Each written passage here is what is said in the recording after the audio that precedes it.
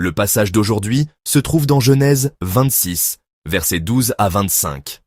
Lisons ensemble. Isaac sema dans ce pays, et cette année-là, il récolta au centuple, car l'Éternel le bénit. Cet homme devint riche, il s'enrichit de plus en plus jusqu'à devenir très riche. Il possédait des troupeaux de brebis, de bœufs et un grand nombre de serviteurs. Les Philistins furent jaloux de lui. Ils bouchèrent tous les puits que les serviteurs de son père Abraham avaient creusés du temps de celui-ci, en les remplissant de terre. Abimélec dit à Isaac, « Pars de chez nous, car tu es devenu beaucoup plus puissant que nous. » Isaac partit de là et campa dans la vallée de Guérar, où il s'installa. Il creusa de nouveau les puits creusés du temps de son père Abraham, que les Philistins avaient bouchés après la mort d'Abraham, et il leur donna les mêmes noms que son père leur avait donnés. Les serviteurs d'Isaac creusèrent dans la vallée, et y découvrirent un puits d'eau vive. Mais les bergers de Guérar se disputèrent avec ceux d'Isaac, en disant « L'eau est à nous ». Il appela le puits Ézek, parce qu'ils s'étaient disputés avec lui. Ils creusèrent un autre puits, et ils se disputèrent aussi à son sujet. Il l'appela Sitna. Il partit de là, et creusa un autre puits, à propos duquel il n'y eut pas de dispute. Il l'appela Rehoboth, car, dit-il, « Maintenant l'Éternel nous a mis au large, et nous prospérerons dans le pays. » De là, Isaac monta à Beersheba. L'Éternel lui apparut cette nuit-là et dit, « Je suis le Dieu de ton père Abraham. N'aie pas peur, car je suis avec toi. Je te bénirai, et je multiplierai ta descendance à cause de mon serviteur Abraham. » Isaac construisit un autel à cet endroit et invoqua le nom de l'Éternel. Il y dressa sa tente, et ses serviteurs y creusèrent un puits. Amen. Frères et sœurs, aujourd'hui, nous voulons tirer une importante leçon spirituelle à travers la vie d'Isaac. Isaac avait semé en temps de famine dans le pays de Guérar, et étonnamment, il récolta 100 fois plus.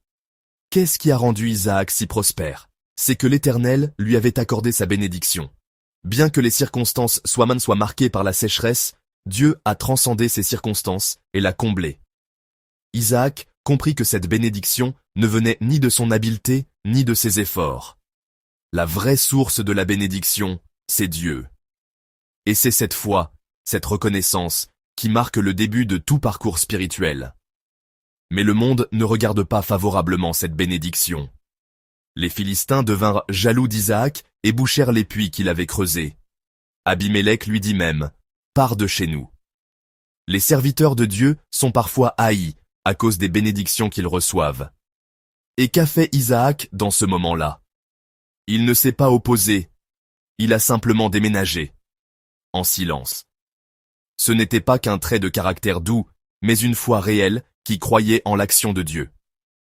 La foi qui confie à Dieu ce qui est injuste, voilà le vrai commencement de l'obéissance. Isaac quitta Guérar et recommença à creuser des puits. Ézek, dispute. Sitna, hostilité. Encore et encore, des conflits surgirent. Mais Isaac n'entra jamais dans ces querelles. Il céda, il s'éloigna. Et enfin, il trouva un puits sans dispute. Il l'appela Rehoboth, largesse. Maintenant, l'Éternel nous a mis au large. Bien-aimés, la patience et la renonciation d'Isaac n'étaient pas faiblesse. C'était une foi qui attend le temps de Dieu. Mais Isaac ne s'est pas arrêté à Rehoboth. Il monta à Beersheba. Pourquoi? Parce que c'était l'endroit où son père Abraham avait fait l'expérience de l'alliance avec Dieu. C'était le lieu de foi, là où il avait remis les questions des puits à Dieu. Isaac, suivant cet héritage de foi, gravit la montagne vers le lieu d'adoration. Ce n'était pas une simple relocalisation, c'était un acte d'obéissance. Ce n'était pas une fuite, mais un retour au centre de l'adoration. Nous aussi, dans notre vie, devons avoir notre propre Beersheba. Il nous faut prendre la décision de gravir vers le lieu de l'adoration, guidé par la parole. La nuit même où il arriva à Beersheba, Dieu apparut à Isaac et lui parla. « N'aie pas peur, je suis avec toi. À cause de mon serviteur Abraham, je te bénirai. » Quelle consolation, quelle assurance contient cette parole. Isaac y retrouva son identité spirituelle et la promesse de Dieu. Nous aussi, nous avons un Dieu qui vient à nous à chaque instant, par sa parole, par l'adoration, par l'inspiration du Saint-Esprit. Isaac y construisit un autel et invoqua le nom de l'Éternel. Il dressa sa tente et ses serviteurs creusèrent un puits. Voilà le modèle de vie du croyant. Rencontre, adoration, établissement, source de vie, le puits. L'adoration n'est pas une fin, mais un commencement. Chers amis, la vie d'Isaac n'était pas celle d'un homme qui court après les bénédictions, c'était celle d'un homme qui suit et fait confiance au Dieu qui bénit. Dans les conflits, il a cédé. Face à l'injustice, il a avancé dans la foi. Et enfin, à Beersheba, il a réentendu l'alliance et a terminé son parcours dans l'adoration. Aujourd'hui, nous aussi, choisissons de revenir, comme Isaac, vers la direction de la foi, vers le centre de l'adoration. Recommençons à Beersheba.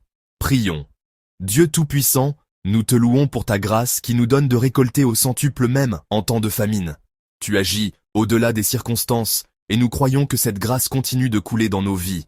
Le monde est jaloux de ta bénédiction et parfois cherche à nous disputer ou à nous la ravir. Mais même dans tout cela, comme Isaac, donne-moi de ne pas me disputer, de céder en silence et de te faire confiance. Donne-moi le courage de choisir la foi plutôt que le conflit, même face à l'injustice. Seigneur, dans les lieux d'Ézek et de Sitna où je me trouve, donne-moi la foi d'attendre ton temps, celui où tu m'accorderas le vaste espace de Rehoboth. Comme Isaac qui monta à Beersheba, conduis-moi vers le lieu de la foi, le centre de l'adoration. Là où tu m'as appelé, que je retrouve ton alliance et que j'entende de nouveau ta voix. Comme Isaac qui construisit un autel et t'adora, que je puisse recommencer ma vie dans le lieu de la rencontre avec toi. Que l'adoration devienne le centre de ma vie et que je vive partout comme quelqu'un qui invoque ton nom. Seigneur, ne me permets jamais d'oublier que la bénédiction ne vient pas de la main de l'homme, mais de toi seul. Et aujourd'hui encore, je confesse que tu es le maître de ma vie. Au nom de Jésus, je prie. Amen.